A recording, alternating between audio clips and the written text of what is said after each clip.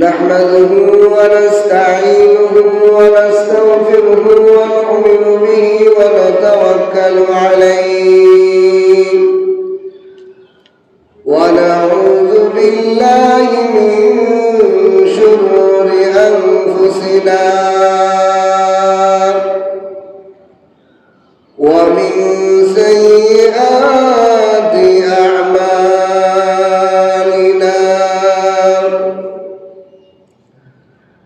من يهده الله فلا مضل له ومن يضلل فلا هادي له ونشهد أن لا إله إلا الله لا خالق إلا الله ولا مالك إلا الله ونشهد أن سيدنا وسندنا وحبيبنا وطبيب قلوبنا ومولانا محمدا عبده ورسوله أما بعد فأعوذ بالله من الشيطان الرجيم بسم الله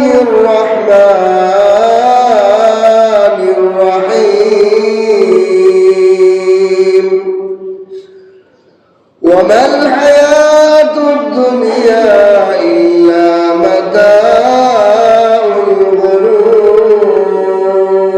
الغرور وقال النبي صلى الله عليه وسلم كن في الدنيا كأنك غريب أو عابر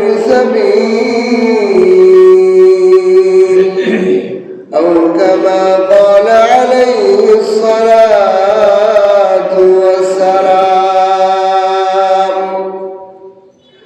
بارك الله لنا ولكم في القرآن العظيم ونفعنا وإياكم بالآيات والذكر الحكيم यही हम सब मुसाफिर हैं यही हम सब मुसाफिर हैं वही आखिर ठिकाना कोई आगे रवाना है कोई पीछे रवाना यही हम सब मुसाफिर हैं वही आखिर ठिकाना कोई आगे रवाना है कोई पीछे रवाना इब्तिदा में है नमाज इम्तिहान है नमाज मैं तेरी जिंदगी कद पीर मौला हक नमाज इब्तिदा में है नमाज इम्तिहान है नमाज मैं तेरी जिंदगी कद पीर मौला हक नमाज जिंदगी कद बंदगी करना है तुझे जिंदगी में बंदगी तू करना है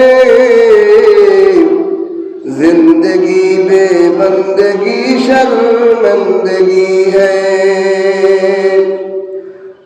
बलगल उला बिकमालिही कशफ الدجى بجماله جميع خصاله صلوا عليه وآله আল্লাহ তাআলা লাখ কোটি শুকর ও সুজুদ যে মহান রব্বুল আলামিন পবিত্র জুমার দিন জুমার আযানের সাথে সাথে আল্লাহর ঘর মসজিদে এসে জুমার জন্য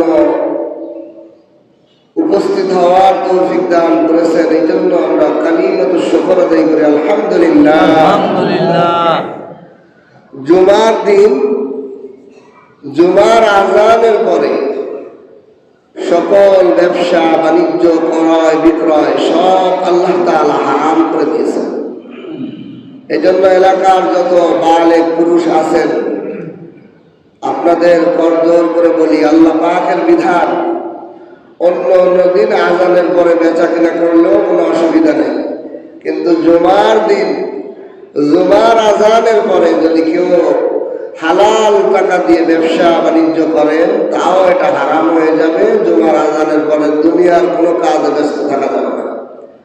এমনকি জুমার দিন জুমার আযানের পরে যদি কেউ অনিচ্ছা করে অলসতা করে জুমার আযানের পরে গোসল করতে যায় এটাও মাকরুহ। অর্থাৎ জুমার আযানের আগেই প্রস্তুতি নিয়ে রাখতে হবে। এটা সপ্তাহের ঈদের দিন, আল্লাহ তাআলা এত বড় দামি দিন দিয়েছেন, আপনি যদি এটাকে অবহেলা করেন তো এটা আল্লাহর সাথে মশকরি করা হয়ে যাবে না। এই জন্য জুমার আযানের পরে সকলেই মসজিদের দিকে চলে আসা, দোকানপাট ব্যবসা বাণিজ্য ঘর বাড়ি ছেড়ে দ্রুত মসজিদে চলে আসা।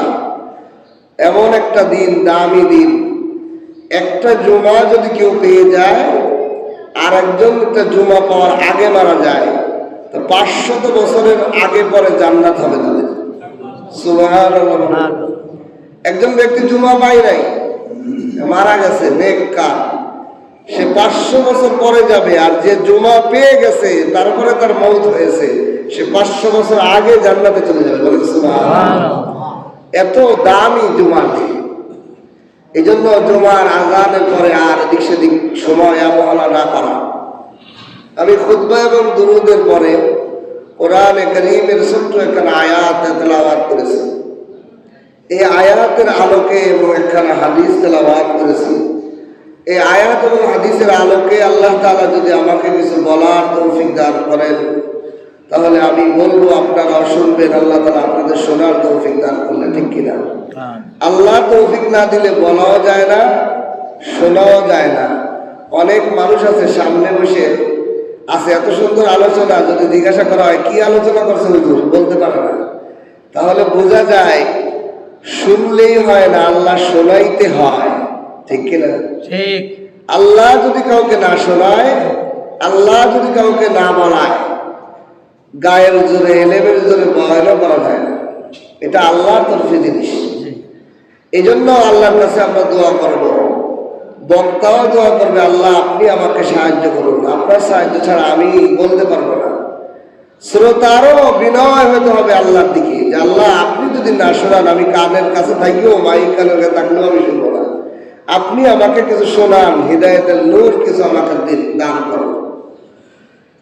আল্লাহ তাআলা কোরআনে কারীমের মধ্যে বলেন, ওয়ামাল হায়াতুদ দুনিয়া ইল্লা মাতাউল গুরুর। দুনিয়ার হায়াত এটা কোনো জিনিসই নয়। ওয়ামাল হায়াতুদ দুনিয়া, দুনিয়ার হায়াত নাই, না করে দিয়েছে আল্লাহ, ইল্লা মাতাউল গুরুর, তবে এটা একটা ধোঁকার হায়াত, এটা ধোঁকার বস্তু। এখানে ধোঁকা ছাড়া আর কিছুই নেই। দুনিয়ার যত আসবাব দেখেন, সবচেয়ে দামি কি জিনিস আমরা মনে করি? দুনিয়ার যত দামি সম্পদ আছে তার মধ্যে সবচেয়ে বেশি আমরা গুরুত্ব দিই টাকা। এই টাকাও ধোঁকা। কেমনে? আগে ধোঁকাটা বুঝতে হবে, তাহলে টাকা যে ধোঁকা এটা বুঝে আসবে, ঠিক কিনা? ধোঁকা কাকে বলে? ধরেন একজন যুবক একটা মেয়েকে প্রেম করে প্রেমে ফেলানোর জন্য অনেক পিছে মেহনত করছে। কিরকম মেহনত?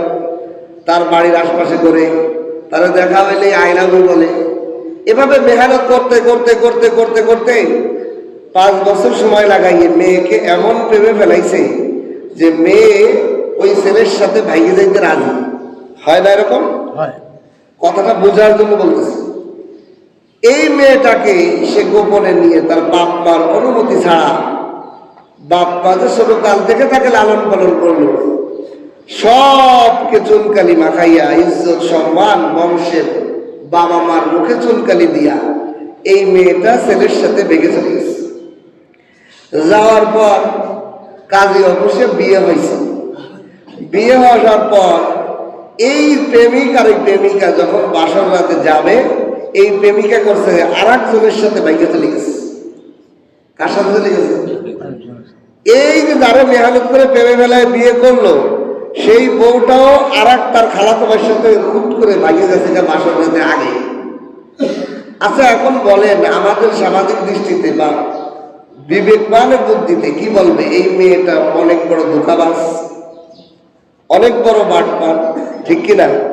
যে এই ছেলেটা এত মেহনত করে, এত তোমার পিছনে অর্থ ব্যয় করে, তোমাকে হাতিয়া তোপা দিয়ে, তোমাকে ভালোবাসা দিয়ে, তোমাকে এত কিছু করে যে অর্জন করলো, বাসর রাতে যাওয়ার আগেই তুমি আর একটা ছেলের সাথে পালায় চলে গেলে, কি বড় ধোঁকাটা তুমি দিলে। এখন আসেন, এই কাজটাই টাকাও করে। আল্লাহ তাআলা দুনিয়ার হায়াতের মধ্যে সবচেয়ে দামি জিনিস অর্থ। আল্লাহ বলেন, ওয়ামাল হায়াতুদ দুনিয়া ইল্লা মাতাউল গুরুর। হে দুনিয়ার মানুষ, তুমি টাকা অর্জন করার জন্য মাথার দাম পায়ে ফেলো, সকাল থেকে সন্ধ্যা পর্যন্ত, সন্ধ্যা থেকে সকাল পর্যন্ত নাইট ডিউটি, দিনের ডিউটি, কত রকমের ডিউটি তুমি করো। একটা কাজে হয় না, 1000টা কর্ম তুমি করো। একটা ব্যবসায় হয় না, 1000টা ব্যবসা তুমি ধরো। কি লেগে? ওই টাকা অর্জন করার জন্য, টাকাকে পাওয়ার জন্য।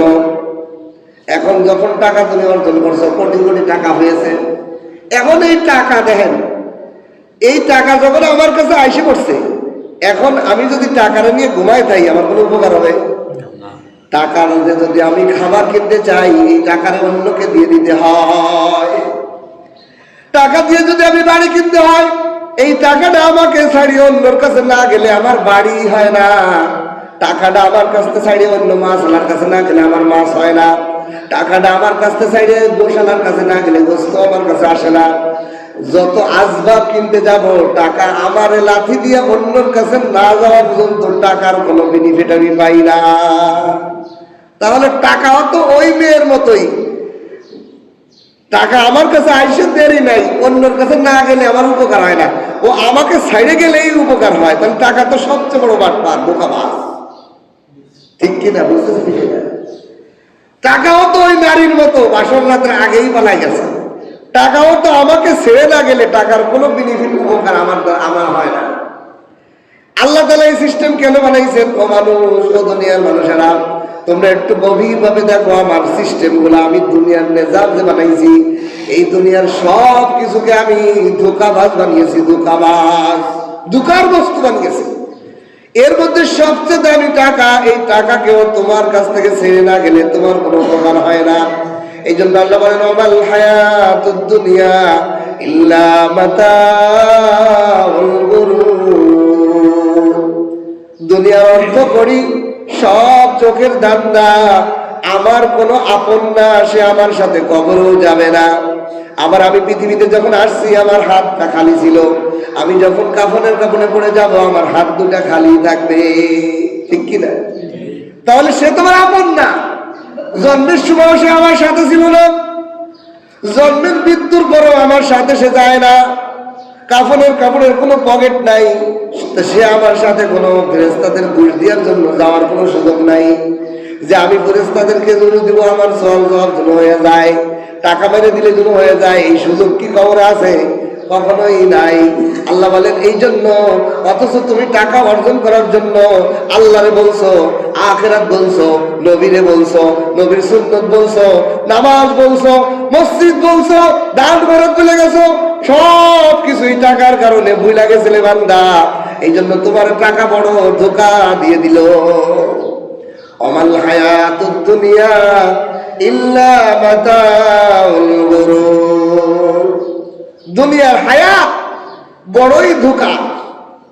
কিতাবের মধ্যে, তাফসীরের কিতাবের মধ্যে একটা ঘটনা লেখে, হযরত ঈসা আলাইহিস সালাতু ওয়াস সালাম, কে হযরত ঈসা আলাইহিস সালাতু ওয়াস সালাম, উনি ছিলেন দুনিয়ার মধ্যে সবচেয়ে বৈরাগী নবী। বৈরাগী মানে নবী মানে উনি এই দুনিয়াতে আসিয়া কোনো বিয়ে শাদী করে নাই, ঘর বাড়ি বানে নাই, কোন দুনিয়ার আসবাব গ্রহণই করে নাই, যেখানে রাত সেখানে কাজ, যা আল্লাহ রিজিক দিত তাই খাইত। এই নবী একবার জমিনের মধ্যে শুইছে, তা বালিশ লাগবে, কি করবে, এখন আশেপাশে তাকায় দেখে যে কাঁচা একটা ইট, মাটির ইট আছে, এইটা আইনে মাথার তলে দিয়ে শুইছে। বলেন ইট কি আরামদায়ক বিছানা? ইট কি আরামদায়ক বালিশ? সেটা তো ওটা নয়। এরপরে উনি একটু মাথায় দিয়ে শুইতেছে, দূর থেকে ইবলিস তার দিকে আগায় আসতেছে, ইবলিস শয়তান। এখন ঈসা নবী দেহে বলছে, ইবলিস তোর তো সাহস বড়, ভারী সাহস।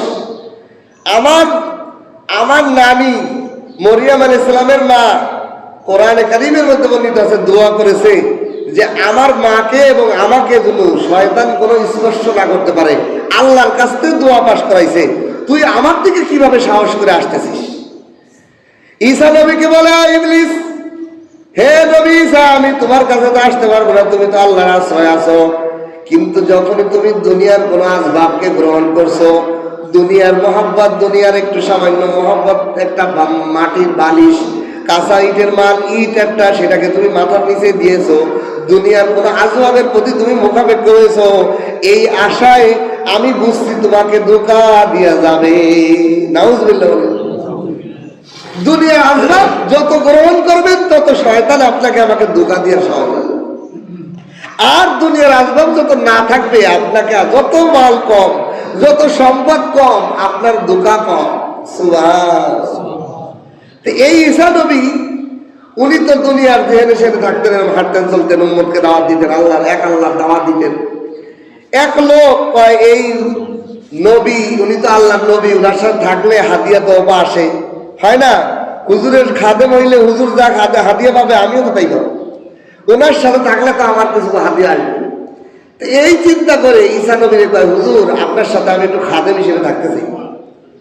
আচ্ছা, তুমি আমার সাথে খাদেম হিসেবে থাকতে চাও, তাহলে চলো আমার সাথে, অসুবিধা নেই, আমি যেখানে যাবো তুমি আমার সাথে থাকবা। দুইজনে রওনা হয়েছে। প্রতিমধ্যে এক লোক ঈসা নবীকে 3টা রুটি হাদিয়া দিয়েছে। কয়টা রুটি? 3টা রুটি হাদিয়া দিয়েছে, নেন আপনি খাবেন, আমি নাস্তা খাবেন। ঈসা আলাইহিস সালাম বলছেন তার সফর সঙ্গী এই ব্যক্তিকে, যাও তোমার কাছে এই রুটির থলেটা রাখো, রুটির থলেটা তোমার হাতে রাখো, এটা রাখো, যখন আমরা সামনে দিয়ে ক্লান্ত হবো তখন খানা খাবো। এই কথা বলে ওরা দুইজন রওনা হয়েছে। কিছু দূর যাওয়ার পর, ক্লান্ত হওয়ার পর ঈসা নবী কাছে রুটি বের করো।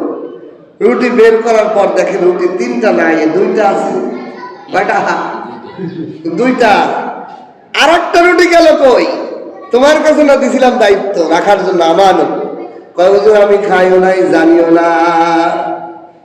দুনিয়ার নবীদের মিথ্যা কথা বলতে কোনো অসুবিধা হয় না, যারা যত দুনিয়ার নবী হয় তার দ্বারা তত মিথ্যা কথা হইয়া যায়। যে যত দুনিয়ার নবী দেখবেন টাকার মালিক, আরো টাকা চায়, এ বাটপারি সিটারি মিথ্যা কথা বলতে তার কোনো বাধা নেই, ভয় নাই দুনিয়ার মধ্যে যে আমি কি মিথ্যা কথা বলতেছি করে টাকার জন্য।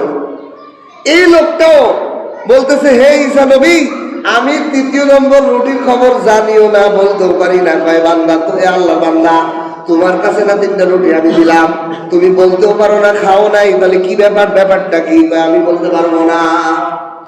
ঈসা নবী কয়, এই লোক এইভাবে বুঝাইলে হবে না, একটা সিস্টেম করা লাগবে। আবার কয় চলো তো হাঁটা দিই। দুইজনে রুটি খাইয়ে নাস্তা করে আবার পথ চলা শুরু করছে। কিছু দূর যাইতে না যাইতে আবার একটা সামনে একটা পড়ছে, নদী পড়ছে। নদী পড়ার পর ঈসা নবী বলতেছেন, হে আল্লাহর বান্দা, তুমি চোখ বুঝে আমার হাত 2টা ধরো, চোখ 2টা বন্ধ করে আমার হাত ধরো। হাত ধরছে, চোখ বন্ধ করে কয় বিসমিল্লাহ বলো। বিসমিল্লাহ বলার সাথে সাথে নদীর উপর পার হয়ে গেছে। সুবহানাল্লাহ। কাগবাদো আবো আতিশ বান্দান বামানা তুমুর জাবাহাদ জিন্দান। আল্লাহওয়ালা আল্লাহর প্রিয় বান্দা নবী রাসূল গাউস কুতুবদের জন্য জমিন এবং পানি সব আল্লাহর হুকুম মাননেওয়ালা। নদী উপর হাটে পার হয়ে গেছে, পার হওয়ার পরে চোখ খোলার কয় এই আল্লাহর বান্দা শোনো, ওই আল্লাহর কসম করে বলতেছি যে আল্লাহ আমাদেরকে নৌকা ছাড়া ব্রিজ ছাড়া, যে আল্লাহ আমাদেরকে কোনো বেলা ছাড়া নদীর উপর দিয়ে পানির উপর দিয়ে আল্লাহ আমাদেরকে কুদরতি ভাবে যে পার করে দিলেন, ওই আল্লাহর কসম করে বলতেছি বলো 3 নম্বর রুটি কে খাইছে? আল্লাহর বান্দা কয় আমি খাইও নাই, আমি জানিও না, আমি বলতেও পারবো না। আমি খাইও নাই, আমি জানিও না, আমি বলতেও পারবো না। ওই আল্লাহর বান্দা চলো তাই আমার সামনে। সামনে যাইতে যাইতে দেখে একটা জঙ্গল, জঙ্গলের সামনে দেখে একটা হরিণ আর একটা বাচ্চা তার দাঁড়ায় আছে। ঈসা নবী হরিণকে ইশারা দিলেন, ও হরিণ, আল্লাহর সৃষ্টি হরিণ, এদিকে আসো, তোমার বাচ্চাটাকে আমার কাছে পাঠায় দাও। ঈসা নবী বলতে দেরি আল্লাহর হুকুমে ওই হরিণের বাচ্চা দৌড় দে, মানে শিকারীর মতো, শিকার পশু, পালার পশু যেরকম শিকারী হয়ে যায় ওরকম বাচ্চাটা দৌড় দিয়ে ঈসা আলাইহিস সালামের কাছে আসে।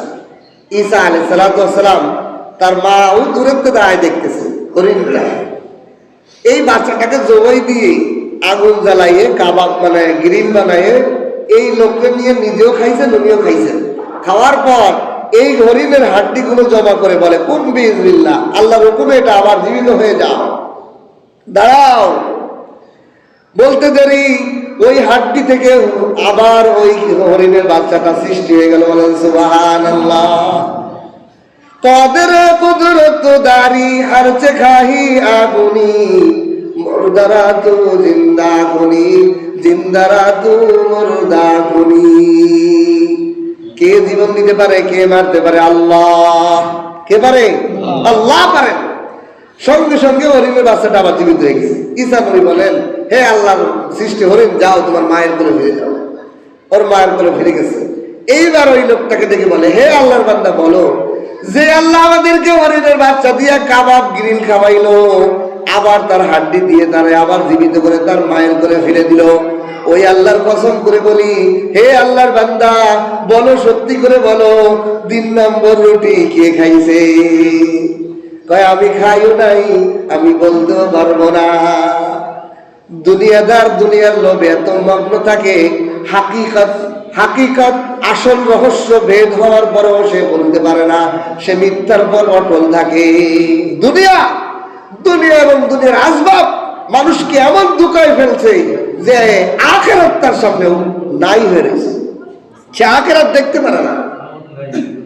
ঈসা আলাইহিস সালাম বলেন, এই লোকটার তো এইভাবে হবে না। আবার হাঁটা শুরু করলেন।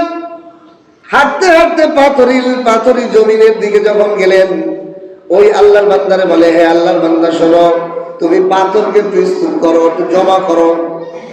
অনেক বড় একটা স্তূপ করছে। করার পর বলে, আল্লাহ আপনি এই পাথরকে এগুলোকে স্বর্ণে পরিণত করে দেন। বলতে দেরি ওই পাথরগুলো স্বর্ণ হইতে দেরি নাই, আল্লাহর হুকুমে, আল্লাহর নবীর প্রিয় নবী। এখন ওই ব্যক্তিকে বলতেছে, হে আল্লাহর বান্দা, এই পাথরের স্বর্ণ পাথরগুলাকে 3টা ভাগে ভাগ করো। তা ভাগ করতে স্যার জিজ্ঞাসা করে, লোক তো আমরা 2 জন, হুজুর আপনি আর আমি, আপনি নবী আর আমি আপনার খাদেম, ভাগ কেন 3টা করবো? কয় করো, আগে বলতেছি। 3টা ভাগ যখন করছে, বলে একটা হলো আমার, একটা হলো তোমার, আর একটা 3 নম্বর রুটি যে খাইছে তা। 3 নম্বর রুটি যে খেয়েছে ওই লোকটার এই 3য় ভাগ, আর একটা তুমি নিবে, একটা আমি নেবো, আর একটা 3 নম্বর রুটি যে খাইছে তা। এখন আল্লাহর বান্দার দুনিয়ার লোভী কয় আমি খাইছি। এখন কি কয়? আমি খেয়েছি, এই 3 নম্বর রুটিটা আমি খেয়েছি। এতক্ষণ স্বীকার যায় না, এখন স্বীকার যায়। ঈসা আলাইহিস সালাম বলেন, হে দুনিয়ার পাগল, দুনিয়ার ধোঁকায় তুমি পড়ে আসো, যাও যাও, 3টা ভাগই তোমাকে দিয়ে দিলাম। তুমি আমার সাথে সফর করার যোগ্য নয়, তুমি আমার অনুসারী, আমার খাদেম হওয়ার যোগ্য নয়। তোমাকে আমি 3টা স্তূপ স্বর্ণ দিয়ে দিলাম, তুমি দুনিয়ার ধোঁকার মধ্যে পড়ে থাকো, আমি একা একা সামনে চললাম। হেও কয়, হুজুর আপনি যান গা, আমার যা পাওয়ার দরকার আপনার কাছে তা পাইয়ে গেছি। আমার আর দরকার নেই আপনার সাথে ঘোরার, আমি তো স্বর্ণের স্তূপ পেয়ে গেছি 3টা, আমার বাকি জিন্দেগি সুখের, আমার আর কি দরকার আছে আমি আপনার পিছে ঘুরবো? আপনিও জান না, আমিও পেয়ে গেছি। সেও খুশি। ঈসা আলাইহিস সালাম চলে গেলেন। এই আল্লাহর বান্দাই 3টা স্তূপ নিয়ে যে বাড়ি ফিরবে, না কোনো গাড়ি আছে, না ঘোড়া আছে, না বস্তা আছে, না কিছু আছে, পড়ছে এখন মুসিবতে। এখন এইটা তুই যে ব্যাগ আনতে যাবে, এটা তো আর একজনে লুটে নিয়ে যাইবে, পেরেশানি শুরু হলো না? এখন এই পাথরের জমিন থেকে এই স্বর্ণগুলো থুয়ে যে ব্যাগ আনতে যাবে, গাড়ি আনতে যাবে, সেটাও যাইতে পারতেছে না আল্লাহর বান্দা। আবার এইটা রাইখেও তো বসেও থাকতে পারতেছে না, রাত আসতেছে গনায়ে, সন্ধ্যা নেমে আসতেছে। এখন এই স্বর্ণ নিয়ে এনে রাত্রে থাকলে তো ডাকাত দস্যু আসবে, বিপদ তো দুই দিকেই, থুয়েও যাইতে পারতেছে না, আবার রাইখে বসেও থাকতে পারতেছে না। এইটাই হলো দুনিয়ার ধোঁকা। দুনিয়ার মাল যে অর্জন করে, ওই মালেই তারে ধোঁকায় ফেলে। তুই আমারে ভাড়া দে, তোর জীবন আর স্বস্তিতে থাকতে পারবে না। দেখেন, আপনার পকেটে টাকা নাই, আপনি রাস্তার মধ্যে শুয়ে থাকতে পারবেন, ব্রিজের পরে শুয়ে থাকতে পারবেন, কিন্তু আপনার পকেটে যদি 1 কোটি টাকা থাকে, আপনি কি রাস্তায় শুয়ে থাকতে পারবেন? ওরে আল্লাহ রে আল্লাহ, এই টাকা তো ঘরে রেখেও মানুষ ঘুমাইতে পারে না, ঘরে রাখলেও তো ঘুম আসে না। হায় না জানি এই টাকা আমার। আসসালামু আলাইকুম ওয়া রাহমাতুল্লাহ।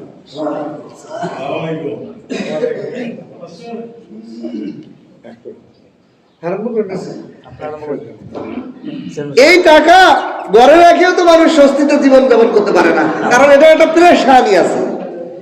মালের একটা খারাপই হলো, মাল যত আপনার কাছে আসবে, মালকে আপনার ভাড়া দিতে হয়। মাল আপনারে বাঁচায় না, বরং মালরে আপনার বাঁচানোর জন্য সিকিউরিটি হয়ে যাইতে হয়। এখন ওই লোকটা এই স্বর্ণের স্তূপ রাইখে যাইতেও পারতেছে না, আবার এটা এখানে বসেও থাকতে পারতেছে না, টেনশনে পড়ে গেছে। টেনশন শুরু। দুনিয়ার মালের ধোঁকা, দুনিয়ার ধোঁকা তাকে আটকাই ফেলছে। হে মাল থুইও যেতে পারতেছে না, আবার রেখে বসে থাকতে পারতেছে না। এই চিন্তা করতে করতে করতে দূর থেকে দেখে 2 জন দর্শক ঘোড়ায় উঠে বন্দুক নিয়ে তার দিকে তেড়ে আসতেছে। এখন তো বেচারার জীবন যায়, মালও যাইবে, জীবনও যাইবে, সব আমার থেকে হাতছাড়া হইয়া যাবে। আমি কি দুনিয়ার পিছে পড়লাম? এখন তো একটা আমার জীবন বাঁচানোই ঘটি, আমাকে বন্দুক দিয়ে গুলি করবে, আমার জীবনটাও নিবে, আমার এই স্বর্ণ স্তূপগুলো সব সে নিয়ে যাইবে। বিপদে পড়ছে কিনা? এখন সে চিন্তা করছে একটা কিভাবে কি করা যায়। এই চিন্তা করে কয়, ভাই আমি তোমাদের কাছে আত্মসমর্পণ করতেছি, আমারও মেরো না। তোমাদের একটা বুদ্ধি দেই, তোমরা 2 জন দস্যু, তোমরা ডাকাত দলের 2 জন আর আমি হলো 1 জন, এখানে স্তূপ আছে 3টা। সুতরাং আমার জীবন না মাইরে 3 জনে 3টা ভাগ করে নিয়ে যাইগা, আমারও মাইরো না। তোমাদের জীবনে প্রত্যেকের জীবন সফল হয়ে যাবে। এত বড় বড় স্বর্ণের স্তূপ, এগুলো দিয়ে প্রত্যেকের 1-1 জনের জীবন সেটেল হয়ে যাবে, আর কোনো অভাব থাকবে না। সুতরাং আমারে মাইরো না, আমার জানে বেরো না। ডাকাত দল কত যুক্তিসঙ্গতই কথা, কত তো যুক্তিসঙ্গত, যে খালি খালি লোকটাকে মাইরে কি লাভ? স্তূপ যদি ভাগাভাগি করে নেই, জীবন হয়ে যাবে 3টা স্তূপ স্বর্ণের। সুতরাং ঠিক আছে। এখন কি করা যায়? আমরাও তো বস্তা আনি নাই, ঘোড়া নিয়ে আইছি ঠিকই, কিন্তু মাল নিতে হলে তো বস্তা লাগবে, আসবাবপত্র লাগবে নিতে হলে, এটা তো আনি নাই। কি করা যায়? 3 জনে মিলে পরামর্শ করছে। কি পরামর্শ? যে ডাকাত দলের 1 জনকে বাজারে একটু স্বর্ণ দিয়ে পাঠানো হোক, সে বাজারে যে কিছু খাবার কিনে নিয়ে আসুক আর কিছু বস্তা কিনে নিয়ে আসুক, এরপরে আমরা এগুলো সব বস্তায় ভরে যার যার এলাকায় চলে যাবো। এই ফয়সালা অনুযায়ী ডাকাত দলের 1 জনকে অল্প স্বর্ণ দিয়ে বাজারে পাঠানো হয়েছে। শয়তান ইবলিস তো বসে নাই, দুনিয়া এবং দুনিয়ার আসবাবের ধোঁকা তো শয়তান দিতেই আছে। এখন যেই লোকটা বাজারে চলে গেছে, আর 1 জন দস্যু তো ওই লোকের কাছে রয়েছে। এই বাটপার, এই যে ঈসা আলাইহিস সালামের যে খাদেম ছিল, এ করছে কি, ওই ডাকাত দলের ওই লোককে বুঝাইতেছে, শোন, আমাদের তোমার যে সাথী বন্ধু, ওই যে ডাকাত দলের 1 সদস্য যে বাজারে গেছে, এ যদি ফেরার পরে যদি আমরা গলা টিপে মেরে ফেলি, তাহলে আমি একটা, তুমি তো একটা পাবোই, আর একটা অর্ধেক পাবো, আমরা 1.5টা করে স্তূপ স্বর্ণের পেয়ে যাবো। সুতরাং তুমি কি বলো, আরো অর্ধেক পেয়ে দেবো আমরা। ওরে যদি না মারি তাহলে তোকে পাইবো না, ও আসার সাথে তোর গলা টিপে মেরে যাবো। এই ডাকাতের দলের এই সদস্য এই লোভে পড়ে কয়, ঠিকই আছে, তা চল আমরা 2 জনে মেরে গেলাম। ও আসার সাথে সাথে ওর গলা টিপে মেরে ফেলল। এদিক দিয়ে যেই লোকটা বাজারে গেছে ডাকাত দলের দর্শক, তার যে শয়তান ঢালা শুরু করছে, সে চিন্তা করছে আমি যদি খাবারের মধ্যে বিষ মাখায় নিয়ে যাই, এই ডাকাত ওরা দুইজন বিষের খাবার খেয়ে মারা যাবে, 3টা স্তূপই আমি পেয়ে যাব। লোভ ধরছে তার দেহের ভিতরে লোভ ধরছে যে আমি যদি খাবারের মধ্যে বিষ মাখায় নিয়ে যাই, ওরা দুইজন খাইব, মারা যাব নিরিবিলি, আমি 3টা স্তূপের মালিক হয়ে যাবো, 3টা নিয়ে আমি রাজা। ওয়ামাল হায়াতুদ দুনিয়া ইল্লা মাতাউল গুরুর। আল্লাহ তাআলা বলে, ও দুনিয়ার মানুষ, দুনিয়ার হায়াতটা বড় ধোঁকা। দুনিয়ার আসবাব সব ধোঁকা দেয়, সব তোমাদেরকে দুনিয়ার মাল সম্পদ তোমাকে ধোঁকায় ফেলে রাখছে, লোভের ভিতর রাখছে। এই দুনিয়া ক্ষণস্থায়ী, সামান্য কয়েকদিন হায়াত পাইয়া তুমি সব আখিরাত ভুলে গেলা। অনন্তকালের হায়াত তুমি ভুলে গেলা। অনন্তকালের জগৎ, কবরের জগৎ, হাসরের জগৎ, জান্নাত জাহান্নামের জগৎ তুমি ভুলে গেলা রে বান্দা। এই দুনিয়ার ধন সম্পদের লোভে তুমি আখিরাতের বিশাল পুরস্কারকে হাতছাড়া করে ফেলতেছো লোভে। এখন ওই লোভ অনুযায়ী ও তো বাজার থেকে খাবারের মধ্যে বিষ মাখায় নিয়ে আসছে, বস্তাও কিনে নিয়ে আসছে, বিষ মাখায় নিয়ে আসছে। এরা দুইজন ও আসার সাথে সাথে ওরে গলা টিপে ধরে মারি ফেলেছে। যেই দস্যুটা বাজারে গিয়েছিল, সে আসার সাথে সাথে এরা দুইজনের পরিকল্পনা অনুযায়ী এর গলা টিপে মেরে ফেলেছে। এখন মারার পর কয়, দোস্ত এখন তো আমাদেরকে দেড়টা স্বর্ণ পেয়ে গেছি, আসো আগে আমরা খানাটা খেয়ে নেই। খানা খাইতে দেরি, বিষের যন্ত্রণায় ছটফট করিয়া ওই স্বর্ণ স্তূপের পাশে 3টা লাশ পড়ে রইল। সম্পদ জায়গায় জায়গায় পড়ে রইল, মানুষ 3টা লাশ হইয়া গেল। ওয়ামাল হায়াতুদ দুনিয়া ইল্লা মাতাউল গুরুর। দুনিয়ার হায়াত আমাদেরকে ধোঁকার মধ্যে ফেলে রাখছে। হযরত ঈসা আলাইহিস সালাম আবার ওই রাস্তাতে ফিরতেছেন, ফিরার সময় দেখেন স্বর্ণর জায়গা পড়ে আছে, সাথে 3টা লাশ পড়ে আছে। কি পড়ে আছে? 3টা লাশ। তো সম্পদ কেউ বাড়ি নিতে পারছে? সম্পদের জায়গায় আছে, এই সম্পদের ধোঁকায় পড়ে 3টা মানুষ তার জীবনটা দিয়ে দিল দুনিয়ার জগতে। এই জন্য দুনিয়ার হায়াতটাকে কাজে লাগাইতে হবে। এই দুনিয়ার হায়াতটাকে যদি আমি কাজে না লাগাইতে পারি, আবার এই দুনিয়ার ধোঁকা দিয়ে আমাকে শেষ জীবনে দেখা যাবে যে আমি কিছুই করলাম না, আমার আমল নাই, আমার মসজিদের সাথে সম্পর্ক নাই, আমার জিকিরের সাথে সম্পর্ক নাই, আমার তেলাওয়াতের সাথে সম্পর্ক নাই। হায় রে আমার হায়াত, আমি ব্যবসা বাণিজ্য, চাকরি বাকরি, টাকা পয়সার পিছনে সময় দিলাম, আমি আল্লাহর গোলামীর জন্য কিছুই করে নিতে পারলাম না। টুস করে আমার হায়াতটা শেষ হয়ে যাবে একদিন। আশরাফ আলী থানভী রহমতুল্লাহ আলাইহি আরো সুন্দর একটা মেসাল দিয়ে বুঝাইছেন। এক দেশে যেই চায় প্রধানমন্ত্রী হইতে, তারাই প্রধানমন্ত্রী বানাতে হয়। আমাদের দেশের মতো কোনো কি নাই, মানে হাড্ডি লড়াই নাই, প্রতিদ্বন্দ্বী নাই, কে এমপি হবে, কে মন্ত্রী হবে, এই নিয়ে কত ঠেলাঠেলি হয় না। কিন্তু ওই দেশের নিয়ম হলো, যেই প্রধানমন্ত্রী হতে চায় জনগণ তারা ধরেই প্রধানমন্ত্রী বানাতে, কিন্তু কেউ প্রধানমন্ত্রী হইতে রাজি না। কারণ কি জানেন? 2টা শর্ত। কটা শর্ত? 2টা শর্ত। ওই দেশের 2টা শর্ত। 1 নম্বর শর্ত হলো, ওই দেশে যে প্রেসিডেন্ট হবে সে 5 বছর পর্যন্ত ক্ষমতা, এরপরে আর নাই। এটা তো ভালোই, এটা তো সবাই হওয়া যায়। কিন্তু দ্বিতীয় শর্তটা মারাত্মক। দ্বিতীয় শর্তটা হলো, যেই প্রধানমন্ত্রী হবে তাকে এই 5 বছরের মেয়াদ শেষ হওয়ার পরে নির্দিষ্ট মরুভূমির মধ্যে খাবার পানি অল্প 1-2 দিন দিয়ে ছেড়ে রাখা হবে। আর ওই মরুভূমি থেকে 6 মাসের আগেও বাড়ানো যায় না, এত বড় মরুভূমি। এখন বলেন, ওইখানে যদি কাউকে ছেড়ে দিয়ে আসে 1-2 দিনের খাবার দিয়ে, ওইখান থেকে হাইটে বেরোইতে হলে 6 মাস লাগে, তো ওইখানে যে লোকটাকে ফেলে দিয়ে আসবে, কত শুটকি হয়ে মরবে না খাই। অর্থাৎ এইভাবে কঠিন মৃত্যু। এই জন্য জনগণ কেউ ভুলেও আমার প্রধানমন্ত্রী হওয়ার দরকার নেই, ভুলেও কেউ বলে যে আমার প্রধানমন্ত্রী দরকার নেই।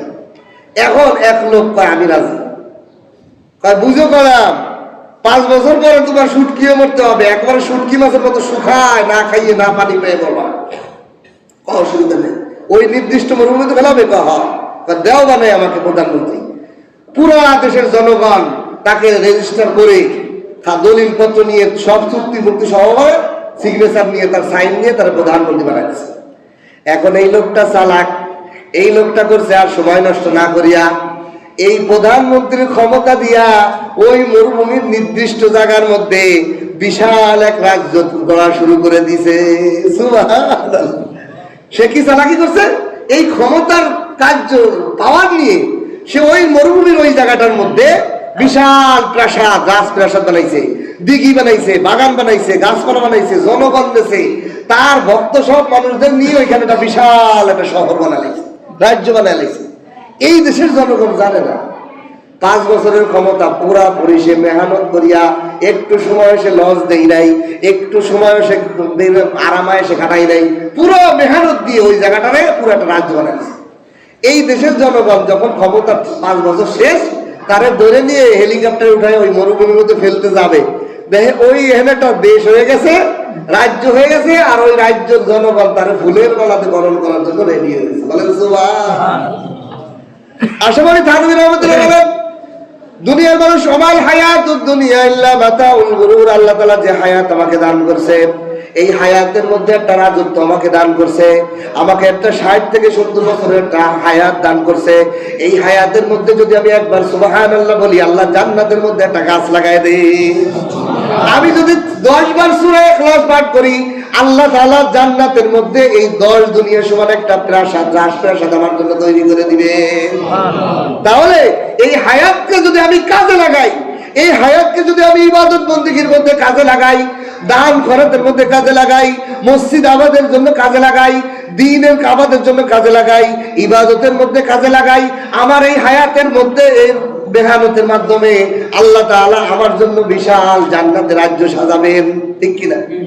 এখন যদি ওই লোকটা এই ক্ষমতা পাইয়া নারী, মদ, বিভিন্ন আরাম আয়েশের মধ্যে যদি সময় কাটাইতো, যে যাও 5 বছর আমি একে ভোগ করে নই, এটার মধ্যে যদি কাটাইতো, তাহলে তারে নির্দিষ্ট মরুভূমির মধ্যে ফেলে দিয়ে আসতো না? আশা করি তাহলে রহমতুল্লাহ বলেন, হে দুনিয়ার মানুষ শোনো, যেই ব্যক্তিটা 60 থেকে 70 বছরের হায়াত পাইল, হায়াত পাইয়া এই হায়াতের আমল করলো না, আরামায় সে ভোগ বিলাসের দুনিয়ার ধন সম্পদ অর্জনের জন্য মেহনত করলো, তার হায়াত যখন শেষ, তার বডির 50 থেকে 60 বছরের 70 বছরের ক্ষমতার পাওয়ার যখন আল্লাহ শেষ করে দিবেন, তার জন্য একটা মরুভূমির ময়দান রাখছেন, সেটার নাম হলো জাহান্নাম। তার জন্য কি একটা মরুভূমি আছে, সেই মরুভূমির নাম কি? জাহান্নাম। আর ওইটার মুখ হলো কবর।